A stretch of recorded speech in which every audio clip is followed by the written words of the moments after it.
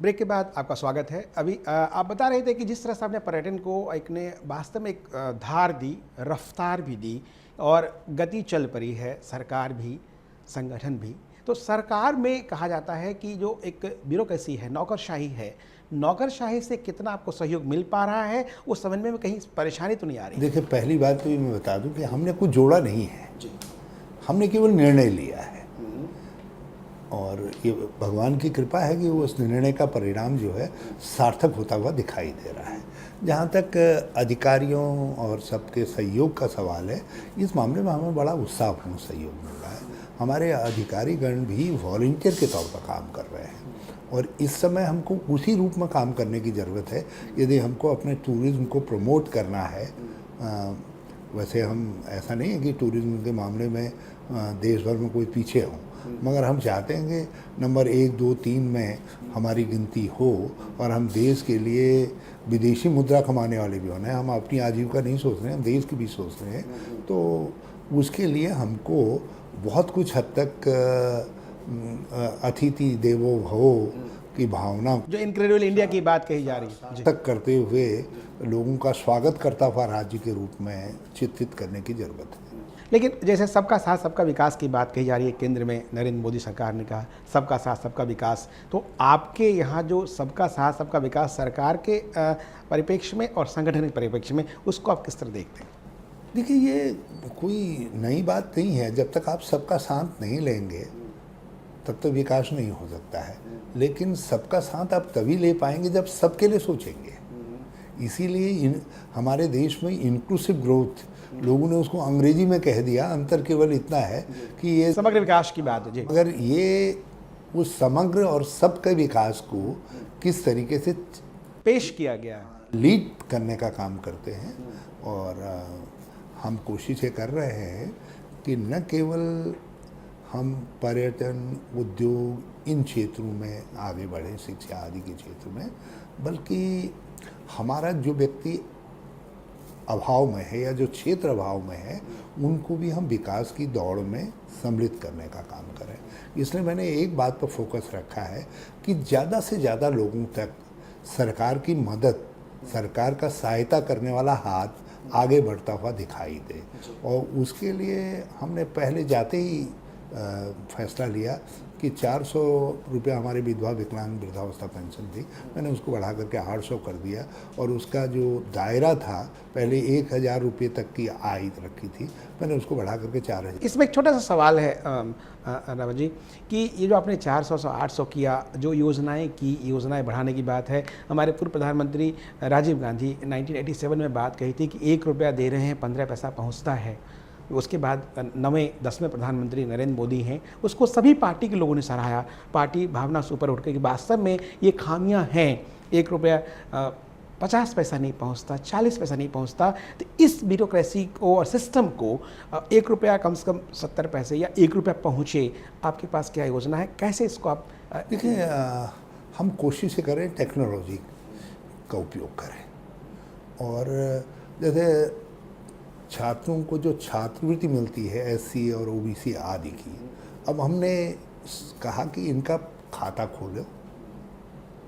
बहुत अच्छा। और पहला जब सेमेस्टर हो जाएगा उसके बाद हम इनकी छात्रवृत्ति को इनके नाम पर करेंगे। अभी तक जो बीच में फॉर्म भराई हो जाती थी और सरकार से ले लो और वहाँ तक केवल नाम मात्र का पहुँच पा रहा, हमने कहा उसको हम एलिमिनेट कर देंगे। पेंशन हम सब का खाता खोलने की कोशिश कर रहे हैं। अब हमने किसान पेंशन शुरू की है, तो अब मैंने एक निर्णय लिया है कि 65 साल से जितने भी बड़े उम्र के लोग हैं, उनके लिए 500 रुपये से हम खाता खोलेंगे। जब खाता खोल देंगे, सबके पास खाता होगा, तो उनकी पेंशन उनके पास ट्रांसफ़र करने में अधिकारियों के पास या किसी के पास कोई बहाना नहीं रह जाएगा। तो हम तकनीक योजना से कहीं जुड़ा मसला है या कुछ अलग? हमने इसको एक लिंक करने के लिए इस योजना को प्रारंभ किया। मुझे लगा कि हमने किसान पेंशन तो शुरू कर दी, हमने वृद्ध पुरोहितों के, कलाकारों की पेंशन भी शुरू कर दी, मगर मैंने देखा ये कि ये तो वहाँ पहुँचते पहुँचते सबको कवर करते तक एक पंचवर्षीय योजना गुजार देंगे जिस तरीके से मूव कर रहे हैं। तो उसको फास्ट करने के लिए मैंने फैसला किया, मैंने कहा कोई बात नहीं, अनदर 10 करोड़ सही, लेकिन उसके साथ हम 500 रुपये के साथ प्रत्येक वृद्ध का खाता खोलने का निश्चय कर लेंगे। अगले महीने से हम वो फॉर्म बांटना, कलेक्ट करना, ये बैंकों को सौंप देंगे, कहेंगे भैया तुम अपना खाता खुलवाओ और हमको तो नंबर दे देना। हम उन नंबरों पर देहरादूनी से टिक टिक टिक टिक करके अपना 3 महीने में भेजना है तो 3 महीने में उनकी पेंशन वहाँ चली। मतलब आप जो है वो पूरे राजीव गांधी का जो स्वप्न है उसको जी साकार करने में तकनीक का ज़्यादा से ज़्यादा उपयोग करने की कोशिश कर रहे हैं, और मगर उन लोगों तक पहुंचने की कोशिश कर रहे हैं तकनीक के माध्यम से जिन लोगों तक अभी तक सरकारी सहायता या तो पहुंच नहीं रही या पर्याप्त नहीं पहुंच रही। मेरा अब भी दावा नहीं है कि पर्याप्त पहुंचेगी, लेकिन उसके लिए जो कोशिश जारी है। लेकिन सरकार उनके साथ एक सहभागी हो जाए उनकी तकलीफ में, ये मैं ज़रूर करवा दूंगा। और ये काम मैं अगले 2 ही साल के अंदर कर दूंगा। जिस समय हम 2070 में चुनाव में जाएंगे, उस समय तक हम राज्य के जितने ज़रूरतमंद लोग हैं उनके साथ एक सहभागी के रूप में खड़े होंगे। हमने उनके दुख ख़त्म कर दिए, ये मेरा दावा नहीं रहेगा, लेकिन कम करने का प्रयास प्रारंभ कर दिया है, ये सबको दिखाई देगा। एक केंद्र राज्य संबंध एक मुद्दा रहा है प्रशासनिक क्षेत्र में भी और राजनीतिक मसले में भी। केंद्र में बीजेपी की सरकार है, राज्य में कांग्रेस सरकार है। तो केंद्र राज्य के समन्वय में आपको अभी सरकार के बने करीब 3 महीने से ज़्यादा हो, 135। देखिए, मेरे पास प्रधानमंत्री की बात पर अविश्वास करने का कोई कारण नहीं है। उन्होंने मध्य प्रदेश में कल ही दोहराया है, कहा है कि राज्य विकास के हमारे भागीदार हैं, पार्टनर हैं, और हम सबको साथ लेकर के चलेंगे। मुझे पूरा विश्वास है कि किसी को दाईं आंख से किसी को बाईं आंख से नहीं देखेंगे, वो सबको बराबर भाव से देखेंगे। मतलब न्यूनतम सरकार अधिकतम शासन को लेकर के आप भी उस पर चल रहे हैं, जो कि एक अच्छी बात को अडॉप्ट करने में कोई दिक्कत नहीं है। देखिए, न्यूनतम सरकार के बजाय जो है सबके साथ सरकार की भावना होनी चाहिए। मतलब कि गवर्नेंस, मतलब अफसरशाही को कम करने की बात। जो न्यूनतम वाला है जी, ये कहीं पर ये लगता है कि हम जिम्मेदारी को छोड़ जैसा रहे हैं।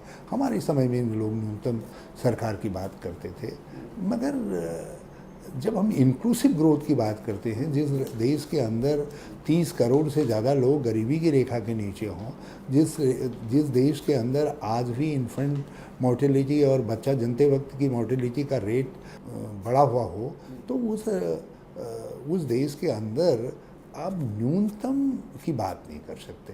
हाँ, ये ज़रूर है कि आप टेक्नोलॉजी का उपयोग ज़्यादा से ज़्यादा करें और व्यक्ति को सहायता पहुंचाने के बाद उसको ग्रो करने का मौका दें।